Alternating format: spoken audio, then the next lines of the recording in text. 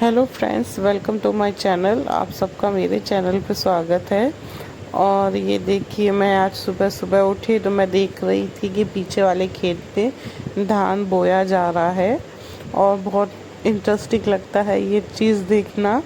इस पे मैं एक अलग से सेपरेट वीडियो लाऊंगी कि कैसे पूरा प्रोसेस होता है धान को बोने का। बहुत इंटरेस्टिंग होगा, ज़रूर आप वो वाला वीडियो देखिएगा।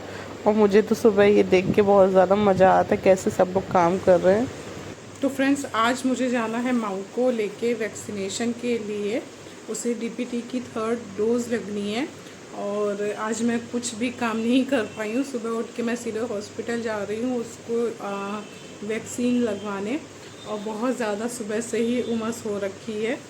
तो चलिए अभी चलते हैं। सबसे पहले माऊ को हम लोग टीका लगवाया है, वैक्सीनेशन के लिए हुआ है। फिर आके मैं देखती हूँ घर के और काम और आप लोगों से मिलती हूँ।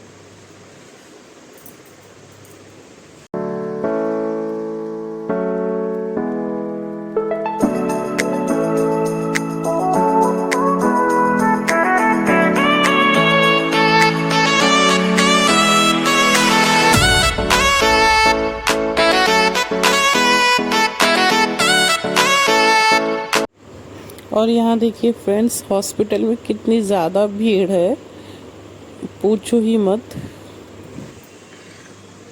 तो हम लोग आ चुके हैं माऊ को वैक्सीन लगवा के, और माऊ नीचे सो रही है। उसको मैंने दवाई दे दी है जिससे कि उसे फीवर ना चढ़े। और अब मैं करने जा रही हूँ घर के काम ख़त्म। थोड़ा सा रूम सेट करना है वो देखूँगी, और नीचे कुछ काम देखूँगी। तो फिर ठीक है फ्रेंड्स, अब मैं नीचे चलती हूँ और अपने रूम को सेट कर लेती हूँ। पहले मिलती हूँ फिर।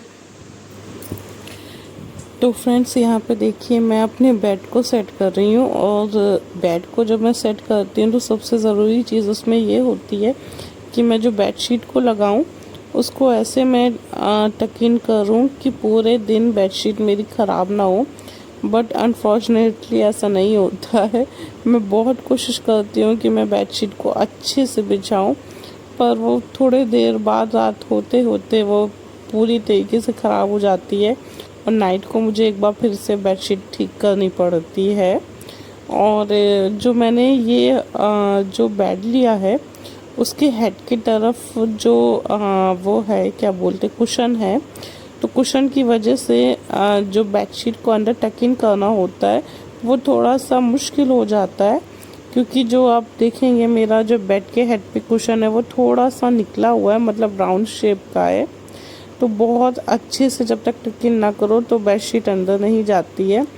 और जो मेरा क्या कहते हैं मैट्रेस है वो ऐसा फंसा हुआ है कि हम उसको बेड के हेड की तरफ से निकाल नहीं सकते हैं। अगर मैं चाहूँ कि मैट्रेस को मैं निकाल के बेडशीट को उसके अंदर टक इन कर लूँ तो ये पॉसिबल नहीं है, क्योंकि जो वो कुशन है वो कुशन उसके बीच में आता है।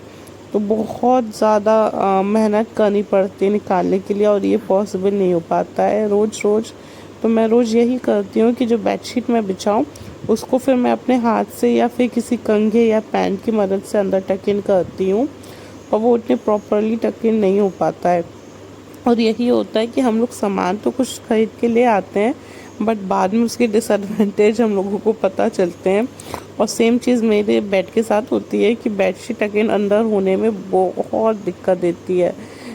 कई बार तो मेरे उंगलियों में चोट लग जाती है कि अंदर जो कुशन की वजह से अंदर हाथ डालती हूँ और नीचे लकड़ी होती है उसमें जाके हाथ मेरा लड़ जाता है।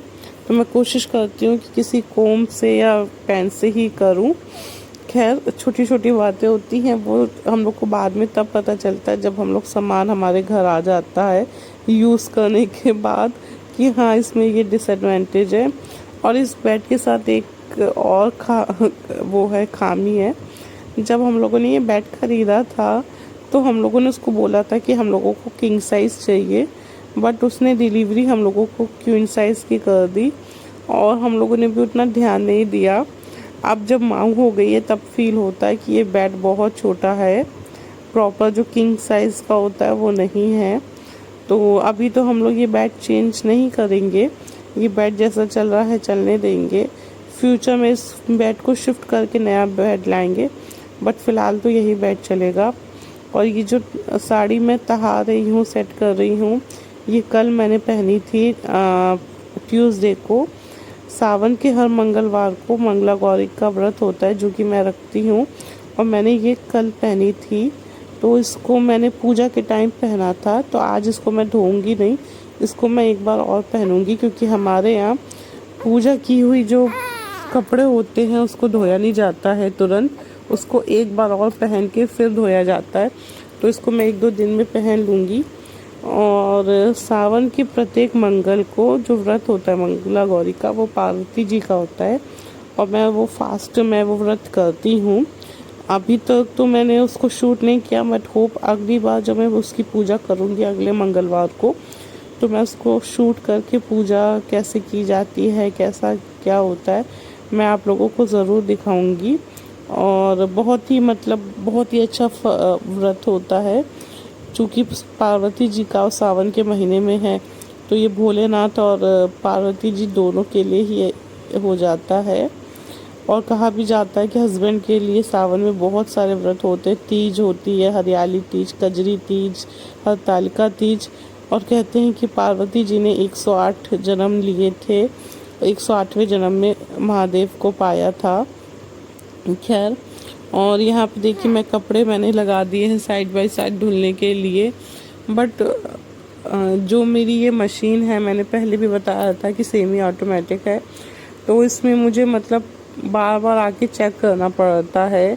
एक बार मैं वॉशर में लगाती हूँ, फिर ड्रायर में लगाती हूँ। ऑटोमेटिक नहीं है कि लगा के भूल जाओ, इसको टाइम देना पड़ता है। और इसमें सबसे ज़्यादा मुझे दिक्कत ये होती है कि जब मैं वॉशर सेक्शन से कपड़े ड्रायर में डालती हूँ तो ड्रायर चलता नहीं है, वो ओवरलोड हो जाता है। या तो मैं बहुत ज़्यादा कपड़े डाल देती हूँ या फिर उसको चलने में दिक्कत होती है। तो मैं उसमें कपड़े डालती हूँ, मैं चेक करती हूँ चले चले चले, नहीं चलता है तब मैं कपड़े कम करती हूँ। तो इस मशीन के साथ भी मेरे साथ मुझे समझ नहीं आता कि मेरे साथ प्रॉब्लम है कि चीज़ों में प्रॉब्लम होती ही है, या मैं केवल प्रॉब्लम ही चीज़ों में देखती हूँ।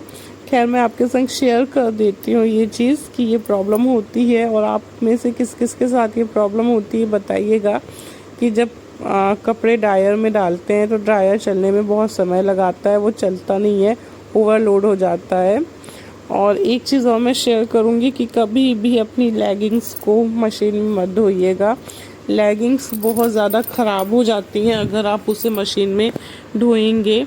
मेरे साथ यही होता है, अगर मैं कभी भी लेगिंग्स को मशीन में डाल देती हूँ तो लेगिंग का जो कपड़ा होता है वो बहुत स्ट्रेचेबल होता है, वो और कपड़ों के साथ मिक्स होके फंस जाता है, और उसके बाद जब उसको निकालो तो बहुत ही खिंचता है, और वो कपड़ा बहुत ज़्यादा खिंच के ख़राब हो जाता है। मैंने तो स्टार्टिंग में अपनी कई लेगिंग्स ऐसे ही बर्बाद कर दी।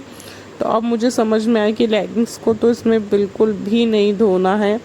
और कई बार तो लेगिंग्स की जो सिलाई होती है वो भी खुल जाती है मशीन में और कपड़ों में फंस के। और यहाँ पे देखिए, यही मैं चेक करी, ड्रायर चल नहीं रहा है। अब मैं खोल के कपड़े का लोड कम कर रही हूँ, तो ये मशीन मेरा प्रॉपर टाइम ले ही लेती है। जैसे सोचो कि हाँ, मशीन में कपड़े लगा के फ्री हो जाओ, बट ये पॉसिबल मेरे साथ नहीं हो पाता, मुझे तो बार बार चेक करना पड़ जाता है कपड़ों को।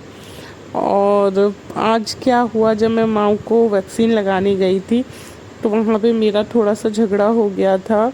झगड़ा ऐसा हुआ था कि जो मेरी बेटी हुई थी जिस अस्पताल में, वहाँ पे मुझे डीपीटी के तो वैक्सीन लग गई थी, बट 2 नई वैक्सीन लॉन्च की है गवर्नमेंट ने। एक है आईपीवी इंजेक्शन पोलियो वैक्सीन, और दूसरी है पीसीवी न्यूमोकॉकल, वो होता है निमोनिया के लिए। ये 2 वैक्सीन मेरी बेटी को नहीं लगी थी जहाँ पे मेरी बेटी का वैक्सीनेशन हो रहा था, जहाँ वो पैदा हुई थी, बट उसको तीसरी आज डीपीटी की डोज लगी। और मुझे ये 2 वैक्सीन के बारे में बहुत पहले पता चला, तो मुझे था कि ये 2 वैक्सीन मुझे देनी है। और मैंने बहुत पता करने के बाद आज से मैं ये वैक्सीन देना स्टार्ट कर रही थी। बट जहाँ ये पैदा हुई है, यहाँ पे इसका वैक्सीनेशन चल रहा है, वहाँ पे ये 2 वैक्सीन की फैसिलिटी नहीं थी, तो मुझे गवर्नमेंट हॉस्पिटल जाना पड़ा जो मेरे घर के पास है। और जब मैं वहाँ पे गई तो वहाँ पे जितने भी स्टाफ थे उनका रवैया बहुत ही ज़्यादा ख़राब था। उनका रवैया ये था कि आप अभी तक जहाँ पे वैक्सीनेशन करवा रही हैं वहीं पे इन दोनों वैक्सीन को भी लगाइए। और ये था कि आपकी बेबी 3.5 मंथ की हो गई है, अब वैक्सीन कैसे लगेगा, जबकि ऐसा नहीं है। मैं पीडियाट्रिक्स से पूछ के बहुत ही जांच पड़ताल करके तब मैं गई थी और वहाँ पे मेरा बहुत बहसा बहसी भी हो गया था। और फाइनली मैंने उनको बताया, मैंने सीनियर डॉक्टर से फिर जाके कंसल्ट किया वहीं के हॉस्पिटल में, और वहीं वो उन्होंने आके सामने मेरी बेटी के वैक्सीन लगाई। तो मैं यही सोच रही थी, जो गवर्नमेंट एम्प्लॉय होता है या फिर ऐसा होता है कि गवर्नमेंट हॉस्पिटल में काम करना नहीं चाहते कि क्या है। चलो मेरे साथ तो हुआ, मैंने झेल लिया। मुझे तो उन्होंने कल आज बहुत ही नचाया, मतलब आधे घंटे से ज़्यादा की वैक्सीन लग ही नहीं सकती है। उसके बाद जब वो लगाने को तैयार हुई तो पैर का प्रॉब्लम उनको आ गया, कहने लगी इस पैर में आईपीवी की वो पीसीवी की वैक्सीन लगती है, आप डीपीटी की वैक्सीन लगवा के चली आई हैं। तो मैंने कहा मुझे कुछ पता नहीं है। ऐसा ऐसा करके बहुत ज़्यादा झगड़ा हुआ, उन्होंने मेरा दिमाग एकदम ख़राब कर दिया। और यही मुझे लगता है कि बाहर निकलो तो ये बहुत ज़्यादा होता है और झेलना पड़ता है बाहर निकल के 10 तरह के लोगों को। और मुझे बड़ा अफसोस होता है, क्या बोलूँ। और यहाँ देखिए हमारा लंच तैयार था। ये भिंडी की सब्ज़ी थी और आलू परवल की सब्ज़ी बनाई थी, और मुझे चटनी खानी थी तो मैंने चटनी भी पीस ली थी, और रोटी चावल, और हाँ सलाद भी मुझे खाना था। सलाद तो मैंने सलाद भी काट लिया था। और आज खाना मम्मी ने बनाया था क्योंकि मैं तो हॉस्पिटल चली गई थी, मैं भी और मौसी भी। और आज मम्मी ने दाल बहुत टेस्टी बनाई थी, मुझे दाल बहुत ज़्यादा अच्छी लग गई आज की। तो ये देखिए मेरा कंप्लीट लंच। थाली कितनी सुंदर लग रही है, इतने सारा आइटम हो थाली में, तो थाली बहुत ज़्यादा सुंदर लगने लगती है। और यहाँ देखिए माऊ बिल्कुल भी गोदी से उतरने को तैयार नहीं है। माऊ एकदम गोदी से चिपकी हुई है, गोदी से उतरने को तैयार नहीं है। और उसका फेस देखिए, मैं दिखाती हूँ, देखिए ये देखिए फीवर की वजह से कैसा हो गया उसका फेस। बहुत ज़्यादा परेशान हो रही है, एकदम गोदी से चिपकी हुई है। और मुझे देखिए मैं पसीना पसीना हो गई हूँ, ये लिए उमस भी बहुत है। और अभी मैं टहला के भी लाई हूँ उसे मंदिर तक, तब भी वो सो नहीं रही है, एकदम मुझसे चिपकी हुई है।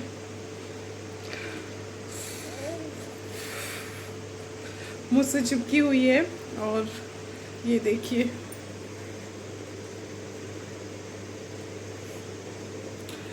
एसी के चलने के बावजूद भी इतना पसीना निकल रहा है, एसी कंटिन्यूस चल रहा है तब भी इतना पसीना पसीना हो रहा है। और मैंने इसको दवा दी है पैरासीटामोल, पर फिर भी कुछ उसको फीवर हो रहा है। और दोनों पैरों में उसको इंजेक्शन लगे हैं और हाथ में भी लगा है। 3 डोजेस दी गई हैं, एक डीपीटी की 3rd डोज और एक पीसीवी न्यूमोकोकल और आईपीवी इंजेक्शन पोलियो वैक्सीन। तो 3 इंजेक्शन लगे हैं उसको, इस वजह से उसे बहुत ज़्यादा पेन हो रहा, फीवर भी उसको बहुत ज़्यादा है। तो फ्रेंड्स आज का वीडियो बस यहीं तक का था। माऊ को बहुत ज़्यादा फीवर है और माऊ की तबीयत भी अच्छी नहीं है, तो आज ज़्यादा कुछ मैं शूट नहीं कर पाई। माऊ की ही उसमें लगी रही मैं, और बहुत ज़्यादा उसको फीवर हो गया है। मैंने दवाई भी दी है, तब भी बहुत ज़्यादा क्रैंकी हो रही है। इसी वजह से मैं कुछ भी ज़्यादा शूट नहीं कर पाई, केवल माऊ को ही देखती रह गई। तो फ्रेंड्स मिलते हैं अगले व्लॉग में, तब तक के लिए बाय, टेक केयर, अपना ख्याल रखिएगा। और हाँ, मेरे वीडियोस को लाइक करिए, शेयर करिए और मेरे चैनल को सब्सक्राइब करिए फ्रेंड्स। फिर मिलते हैं अगले व्लॉग में, बाय।